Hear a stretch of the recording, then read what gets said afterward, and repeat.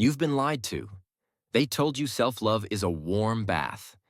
They told you it's a face mask, a cozy blanket, a journal, a candle, a treat yourself day. They told you it's soft music, peaceful affirmations, and gentle breathing. They told you it's comfort. But self-love is not just comfort. Self-love is also the moment you stop lying to yourself. And that moment hurts. Because self-love is not a reward. It's not something you earn after surviving a hard week. Self-love is a standard. It's the line you draw between what you will tolerate and what you won't. And it's not always gentle. The truth. No one talks about self-love as a public face. The soft face. The face that looks pretty in photos, but it also has a private face. A face no one wants to see. Because self-love means discipline. It means sacrifice. It means choosing long-term peace over short-term comfort. It means doing things you don't want to do. It means making decisions that hurt in the moment, but heal you in the future. Self-love means you stop living for other people's expectations. And when you do that, you become dangerous. Not dangerous like violence. Dangerous like freedom. And freedom makes people uncomfortable. Because freedom means they can't control you anymore. And control is what most toxic people crave. Self-love is not selfish. The world teaches you that self-love is selfish, that wanting more for yourself is greedy, that putting your needs first is wrong, that you should always sacrifice. But here's the truth. Self-love is not selfish. It's necessary. If you don't love yourself, you will spend your life trying to earn love from others. You will bend. You will shrink. You will become the version of yourself that is easy to love, but impossible to live with. You will become a person who exists to please others, and that is not love. That is survival. The price of self-love. Self-love can cost you people. It can cost you comfort. It can cost you your identity. Because when you begin to love yourself, you begin to see clearly. You begin to notice the patterns, the relationships that drain you, the friendships that only exist when it benefits them, the job that makes you miserable but pays well, the family dynamics that keep you trapped.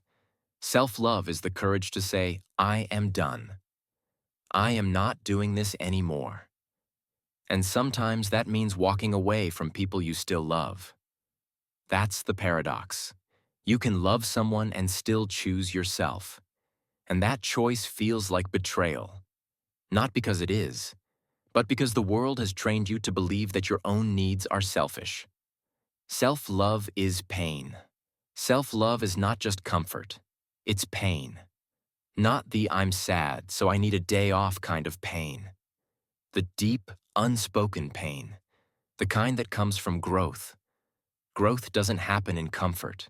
Growth happens when you're forced to become stronger than your excuses. Self-love means facing the truth, even when it hurts, even when you don't want to. It means admitting you've been settling. It means admitting you've been tolerating disrespect. It means admitting you've been lying to yourself for years. It means admitting you're not okay. And admitting you're not okay is the first step toward being okay.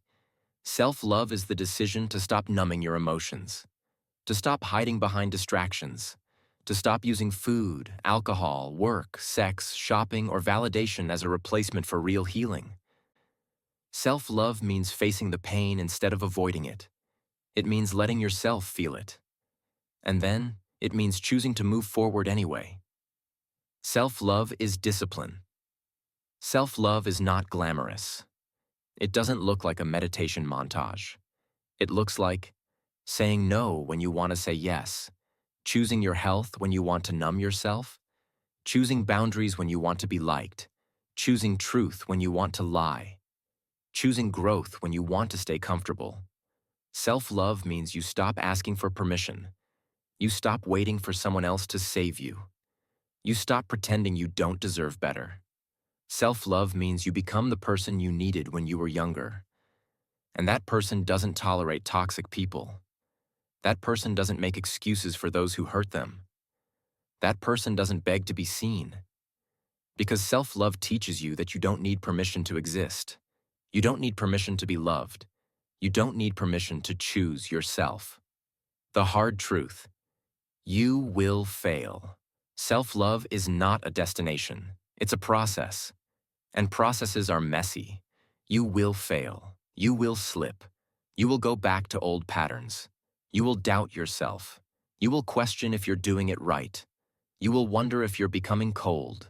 You will wonder if you're being too harsh. And that's part of it.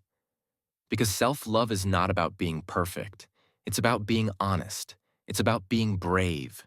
It's about choosing yourself again and again, even when it hurts, even when you're tired, even when nobody understands. The final truth: self-love is not a soft word. It is a radical act. It is the courage to choose yourself when it's easier to choose the familiar. It is the courage to walk away. It is the courage to say, I will not live like this anymore. Self-love is the moment you stop begging for permission to be happy. Because the truth is, you don't need permission. You need discipline. You need honesty. You need pain. You need sacrifice. You need the courage to become the person you've been avoiding. Self-love is the most powerful thing you will ever do, even when it hurts, even when it costs you, even when nobody understands. Because once you truly love yourself, nothing in your life can stay the same. And that is the paradox. Self-love is both the most beautiful thing you will ever experience and the hardest thing you will ever do.